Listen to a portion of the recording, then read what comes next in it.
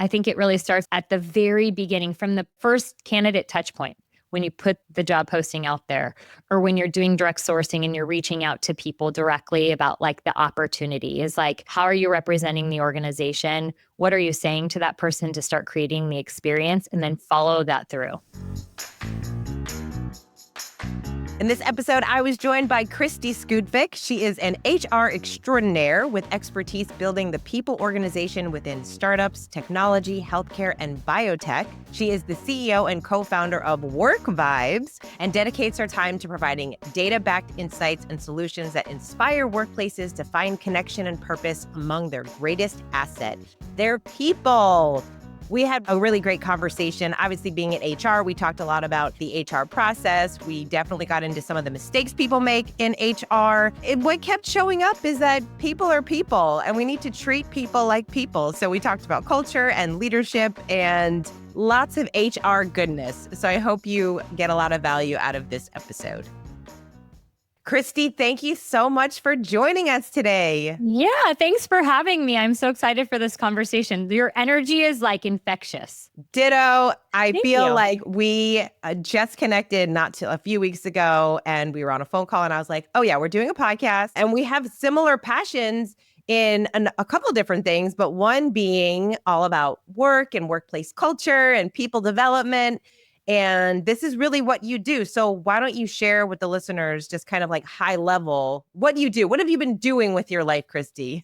I've been in HR a long time. It's not what I went to school for, like most HR professionals, and found myself at a big global company as an HR leader and doing quite well, but really feeling like I was thinking differently than not everybody I was in the HR space with, but a good amount of folks.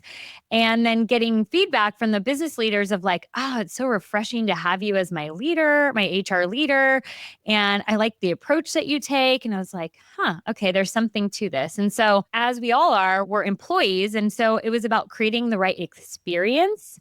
And I recognized that really early on, is that my career, like the fork in the road for HR, wasn't to be this legal compliance person. While that's important, it's a very fine line within HR, right? Certain things you have to do, but how you do it and how you translate that to the organization has everything to do with the experience that you want to create. And so that's the feedback I was getting. And what I was finding out is that I was doing these things that corporate was telling me I needed to do and roll out to the business groups. And I was doing it to meet them where they were at so that they would have the right experience and not see it as a wet blanket. And so as I kind of progressed, I went out on my own and have been serving lots of small to medium-sized businesses in the HR space to create that same experience for them.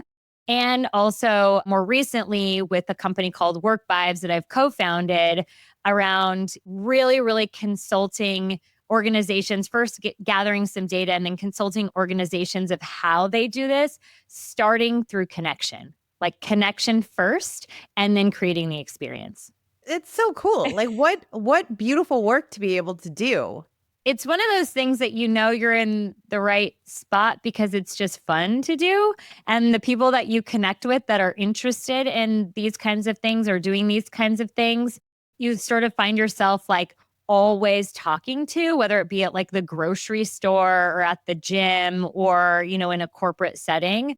What I found too is that the more people I talk to, what I love is when they light up and they're like, oh, this doesn't have to be that hard. This isn't hard. It doesn't cost me a gajillion dollars, right? I'm actually embarrassed because this is so simple and I didn't think of it. So it's just, very interesting to like light that spark within somebody for them to understand that they can actually go do some things that will have significant impact. And it's so simple. Yeah. Oh my gosh. And this is why we are friends, because we say the same thing about the dream manager, right? Yes. It's like, care about your employees' dreams and they will come to work differently and more excited and engaged. And you're giving them such a gift. And it is so simple. And I love that you said that it doesn't mean that it has to cost a lot in order to do that, which is awesome. So over the years, today, I mean, we've talked a lot about just how business has changed and also not changed. People are always going to be people, right? But when people are coming to you now, what are leaders struggling with the most? I would say connection, right? Because we're living in this world of like, are we working remote? Are we working in office? Are we working hybrid? Are we behind a computer screen? Are we behind our phones? And so there is like a lack of connection. And that's what people want, right? They want to be in community. They want to know their next door neighbor. They want, and maybe sometimes people don't, but like for the most part, in general, they want to feel like cared for and that they belong to something. And so I think there's been terms thrown around for a long period of time, like belonging, right? A sense of belonging in the workplace. And I really think that comes from connection. So at its core, what I like to always get to, even with my kids, is like, okay, what's really driving this? And it's really a lack of connection. And I think that was significantly exposed when everybody suddenly went to work from home during the pandemic. So when I'm specifically talking about, well, personally too, but specifically talking about the workplace, is that I think there was a false sense of, I know who you are, you know who I am, we have this casual conversation. But what it really showed is that there was a lack of connection unless you were seeing the person. The leaders in the workplace, some of them didn't really know how to lead unless they were like physically in the same space as you. And so what's happened over these last maybe 5 years is people really having to dig deep and finding out like, how do I do this? How do I lead in this environment? Whether it's 5 days a week in the office or it's hybrid or it's a completely remote by design environment. And there's no one way, because every organization looks and feels a little bit different. But I would definitely say if you're thinking very complicated, take a deep breath and like keep it simple. Keep it super simple. You know, how do you interact with your kids? Like just take that as an example, right? And then just maybe apply a concept, but to somebody that you work with. Do you believe that most people, not everyone, but most people can truly work really effectively at home? 100% of the time being at home, no. That's my short answer. There is, in fact, I have it saved in my podcast. Huberman interviews recently a body language expert. And I haven't listened to it yet, but my sister did, and she was sharing some things with me. And I think we just miss so much in terms of social cues and the speed at which we can, I think we think we're so efficient at home and we can get things done really fast. But think about all of the meetings you have to schedule in order to get a quick answer when you could just look over to the person next to you and be like, hey, can we bounce that idea really quick? And like, let's talk about that. Right. So I think we can be efficient sometimes, productive sometimes, but there's got to be an intentionality for why we're doing work in certain environments, right? So why we're doing work at home, why we're doing it in the office. I think what drives people crazy right now, at least what I'm hearing, is when there's a mandate. So all of a sudden during the pandemic, people had all this autonomy. They could be at home. And then all of a sudden, it's like, you must be back in the office. So people just feel stripped of their autonomy. It's not that they don't want to go back in. It's not that they don't see a benefit. I really don't think so. I think that they probably will. It's like a change in a habit. But their belief is that they'll lose the autonomy that they had when they were working from home. And so until their belief is switched, their behavior is not going to change and they're going to resist it.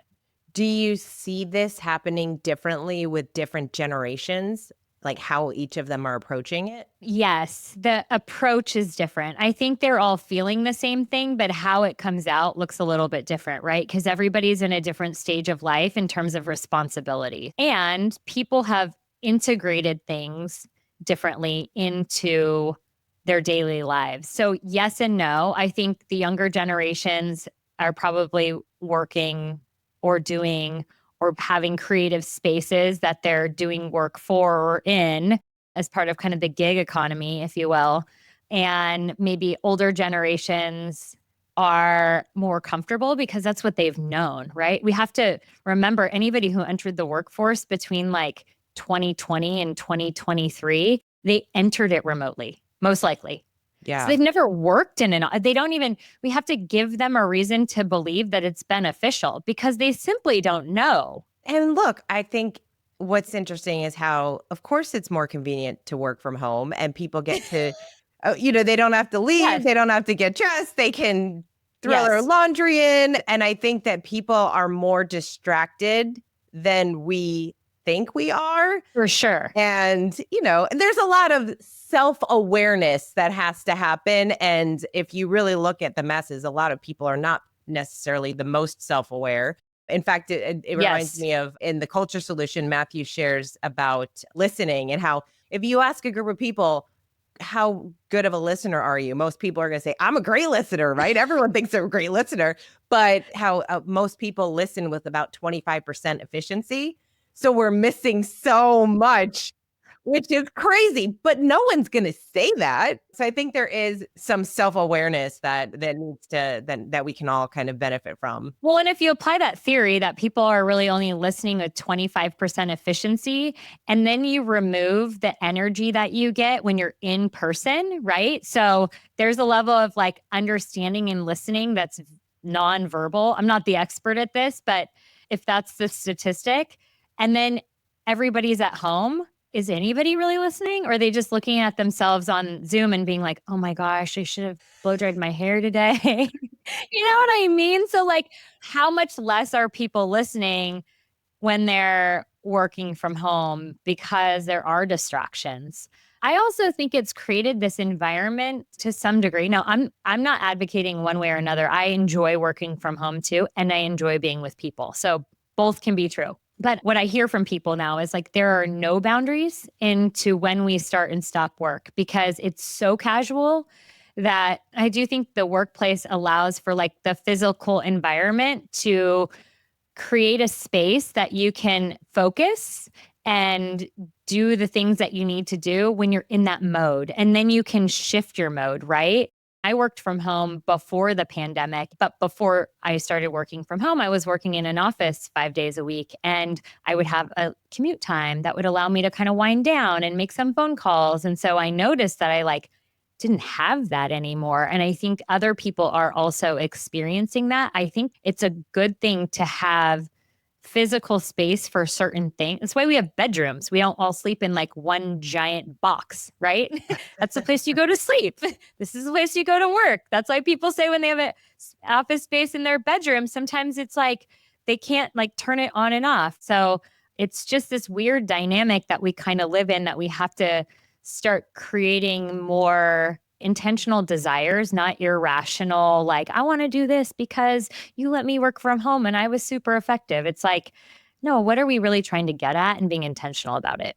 It makes me think of when you say that, just the mission. Like there's a mission of the organization and we've got to fulfill that mission, which goes back into caring about your people, right? Like, yes, there's a mission of the organization. We also have to know what drives and motivates our team members. Yes. They have their own mission, their own vision for their life. And so those two things are interlinked, and we need to remember that as leaders. And I think another piece of, regardless, working from home or at the office, it's accountability. And there is a lack of accountability today with leaders because I feel that bold leaders keeps showing up. And I know we work with a lot of different leaders and our clients will say, oh my gosh, yeah, our managers, they don't have that boldness anymore, that what we call managerial courage. And they're approaching their team members in a way that's, again, not holding them accountable. Yeah.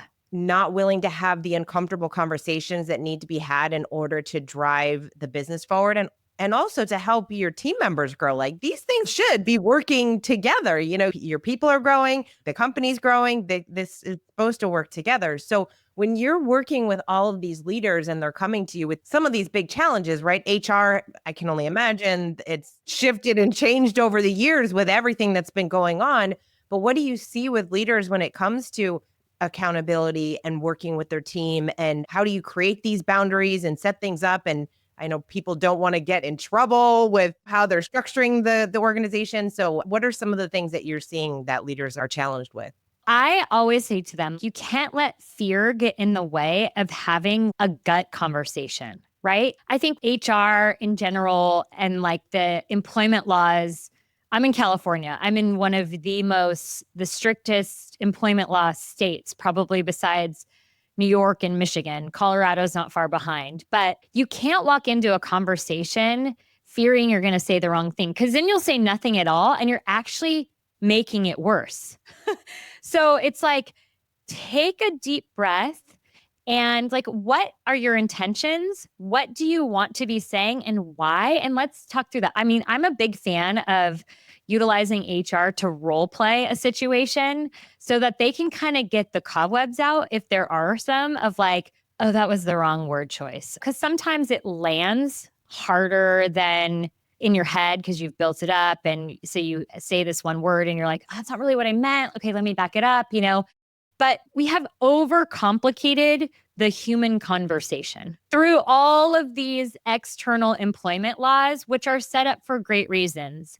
And you're still human. There's still another person on the other side of this. So, what is it that is getting in your way? The fear of saying the wrong thing. Okay, but what if you say nothing at all?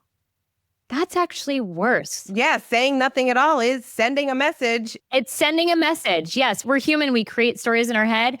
You're probably going to act a certain way towards that person based on what you want to say to them, and you haven't. So I suggest, like, I am a big fan of no surprises. Hard conversations are gut wrenching to deliver. And Brene Brown says it, clear is kind. And so you've got to be clear because that's kind. And maybe it's a matter of wrong fit, or maybe it's a matter of they have something personal going on and it opens the door for them to share something with you that they've been like holding on their heart for a long time. So we have missed the mark when it comes to like just having a conversation. And it's that simple. I know. Treat people like people. Yes. Even when you're going to sit down and have a hard conversation, it's okay to first preface it with, hey, this is going to be an uncomfortable conversation, but it's one that the goal is on the other side, we both feel good about it and we both can move forward, and laying out that expectation. And it is so funny, right? I mean, as we communicate every day in our lives, but when big conversations come up, and this is anything, right? Even when you have to have this kind of conversation with a friend or a significant other, it's never fun. And you kind of have the butterflies in your stomach and you don't want to, but then when you're done, you're like, oh, I wish I would have done that a week ago or, you know, however ago. One of the things that I would think is interesting in that space is how many people are afraid to say the wrong thing, especially because there's a lot of people recording things that are happening. I mean, that I feel like leaders would be a little concerned by. Totally. And I think that's where vulnerability comes in, right? The recordings that I've heard that you're like, oof, that was a bummer. Like, I would not have wanted to be that HR person or that leader on that call because now it's viral. But what I've heard in those conversations is they're super inauthentic. They're like, we wanted to meet with you today because, you know, and it lacks depth. And I'm not saying you have to go into all of the detail, but those things should not come as a surprise because somebody on the other side of it who has been talked to, has been experiencing these things, feels like they've had dignity in the process, isn't going to out themselves on social media like that. They're just not gonna. So there's a level of vulnerability with leaders too, that they need to show that they're human on the other side of it so that they're not just blasted. I mean, every now and again, there's going to be somebody who just can't help themselves and they're going to blast it, but it's not going to go viral if the majority of people are like, yeah, that person was just being honest with them. Oh my gosh. What has surprised you being in this space for so many years and working with so many different leaders and organizations? What has surprised you in your work? I am continually surprised by mature professionals. And I don't mean mature by age. I just mean like maybe they have good credentials or they've been working in the space a good amount of time or they have experience doing X, Y, or Z or certifications and their decision making. This isn't my story. This was a story that was shared with me from another HR professional, but this is something that goes into decision making. I don't know what company it was, but she was leading an HR organization and she had somebody on her team that also had her husband work there on a different team, but worked at the company. And they were hosting an event at their house. And you're going to die when you hear this. As people arrived, they opened the door together with no clothes on. What? She shared the story with me a couple weeks ago. She's like, she'd worked for me for a while. Like, they both worked at the company. She was in HR. Like, what? I was like, you're not for real. She's like, I'm for real. What did they do? So they had to go through an investigation, obviously, and then ended up, I think it was likely resulted in termination. Well, what did they say to them though? Like, like, how? I know. How do you even react and respond to that situation? Could you imagine? No. I know. I mean, there's story after story of this. This was the gnarliest one I had heard, but it's like story after story of like, I had an experience interviewing somebody on a phone interview. They were like incredible for a high level VP position. They came in, interviewed with the team, and they're like, that was not the same person. That person from the phone screen that we did, not the same person. Like, huh?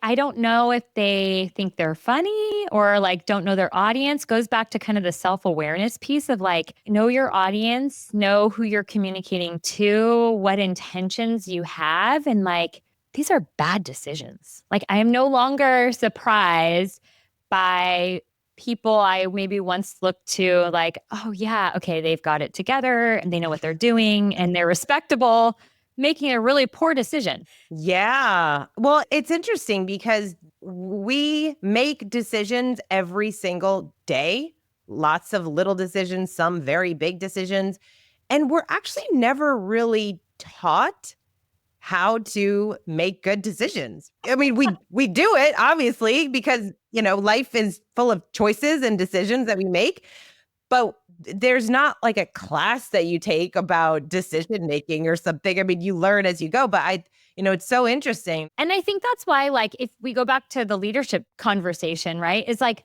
leaders become extremely important because if you have that connection and that relationship with your team, you can act as a mentor or you can act as a coach or you can act as an advisor, even if it's not beneficial necessarily for you. If somebody's like, this is what I'm up to and this is what I love to do, and I'm going to go explore this, and it might be good, it might be bad for my career, but I have to. Hopefully, if you have a good leader that's open to having that conversation, I've seen that go really, really well. This leadership role has a lot of potential for impact, both positively and negatively inside the workplace and outside, right? So it's like when people just like promote their best salesperson to a leader, I'm just like, oh my gosh. And it might be great, right? But there's just so much more to being in a leadership capacity. And you have so much influence on somebody and how they feel, what they do, the actions they take or don't take, that I think we forget to realize. So sometimes it's just like a crapshoot. That's why coaching is a gift, right? If you're a leader, you're a coach, or you should be. You're coaching your people, and your role as a leader is to help your people grow. And what does that look like? And by helping them grow, it goes back to what is it that they want to do? You recognize their superpowers. And that's why it is so interesting when people get promoted into roles that they really shouldn't have been promoted into. And maybe they didn't even want that. Or maybe they just took a role because they think, oh, this is the clear next step, when it doesn't have to be. But we have to have those conversations. And I love that you said about no surprises. When it comes to different conversations that we're having, great leaders, there are no surprises if something is happening. If there is a challenging conversation that needs to be had, it shouldn't come out of the blue.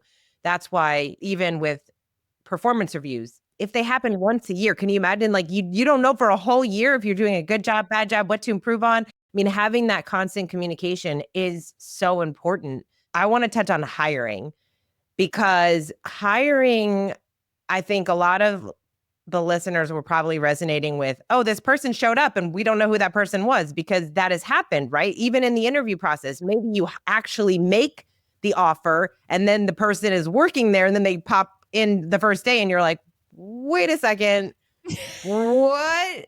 Who are you and what just happened? So what are some of the mistakes that you're seeing leaders make so that we can avoid them? I think, and I'll go back to this kind of time and time again is like you have to connect with the people that you're recruiting too. So like just as important as it is to connect with your people, the people that you're leading, you have to connect with the person. And that doesn't mean like I'm connecting with you and like, oh, we're going to go be best friends. That just means like understanding who they are. So many times, well, one, I think there's just like a failure to prepare for interviews in general. Like if I look back at my career, if I look at other organizations I've been a part of, it's like you get an email with an invite that you're going to be interviewing this person. And then you're just like, okay, and it has like a resume attached. Some good leaders are very prepared and they let everybody know their role in the process of interviewing somebody. But I would say a majority of people I've interacted with fail to prepare for an interview, for a role, right? So on the interview team side, I'm saying. And I think that's where like the failure starts because then each person is kind of asking probably similar questions. You know, tell me about your experience. You're scratching the surface. And people are very well prepared. They just are, especially with like Chat GPT now and all the AI technology.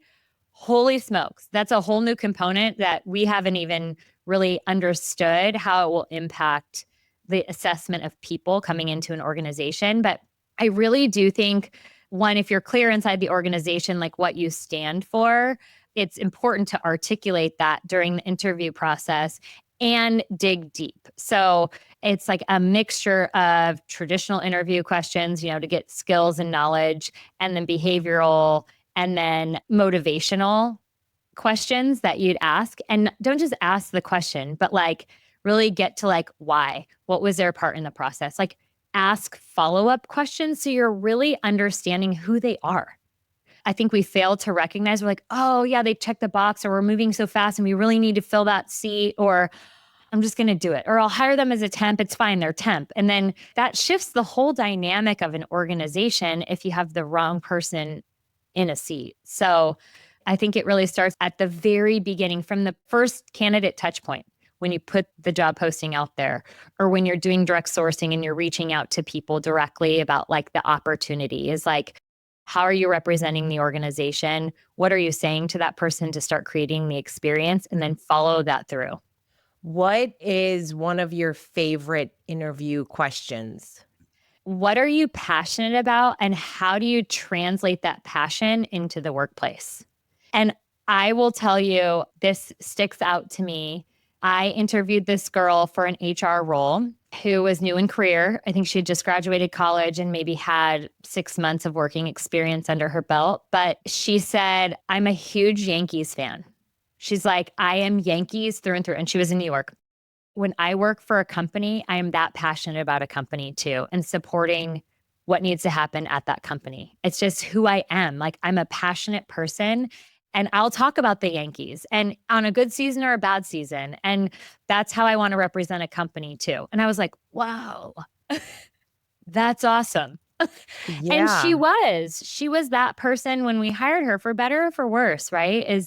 That's who she was. And I think it's really important that people know kind of who they are. So sometimes they can be bold and stand in the gap of the things that aren't going their way during the day or during that season of life. And she definitely did. And she also stood up and said, I don't know what I'm doing here. Or, you know, I definitely can learn this, but I want to learn it so I can represent the company better. It's really cool. I like that. There's a question that I remember when I was dating, I would ask the question, what makes it hard to date you? And Oh, so I changed it. So in interviews, I would make it playful and fun. It would come at them like in a playful way, of course. yeah. Same thing in an interview. It would be like, hey, look, people are people. We're all weird in our own unique ways. We're all difficult in our own ways. You know, we're people. And as we always say in the office, people are going to people. And so Yeah. I would ask the question, what makes it hard to work with you? Kind of going back to self-awareness, there's something. So we always got really interesting and honest answers. Oh my gosh, I could think of that for myself. Like, I'm low detail. So I drive people crazy sometimes who are high detail because it's not the first place my brain goes. It's just not. And then that kind of leads into personality assessments. What are your thoughts on personality assessments? Do you use them? Which ones? We always get the question, well, should I use Myers-Briggs or the Enneagram or DISC or, there's so many options. Everyone has a preference of like what they like to use and why and how beneficial they think that they are. I have a client who uses DISC. I have another client who uses something called an AB assessment, which is like an hour and a half assessment that a person has to go through. And it's very, very, very detailed. Culture index is another one that I've used quite a bit for organizations and hiring. And whichever one you use, it just allows you to gain a deeper insight so you can ask those follow-up questions during the interview process and understand if that characteristic is going to work for the role, for the dynamic of the team, for the organization. Somebody once asked me like, well, is there a bad profile for Culture Index, for example? And I was like, there isn't a bad profile. It depends what you're hiring for. It depends who's already on your team. It depends what you're willing to live with. In some roles, my profile might be great. And in other organizations, this has happened to me that I've consulted with. I'm like, I am not the right person over here. Same HR skill set, same need, just different desires of how the operation works. And so it's not me. It's not for me. It's all right. That's what makes things so beautiful, right? And why there's like an abundance of work, because not everything is for everyone.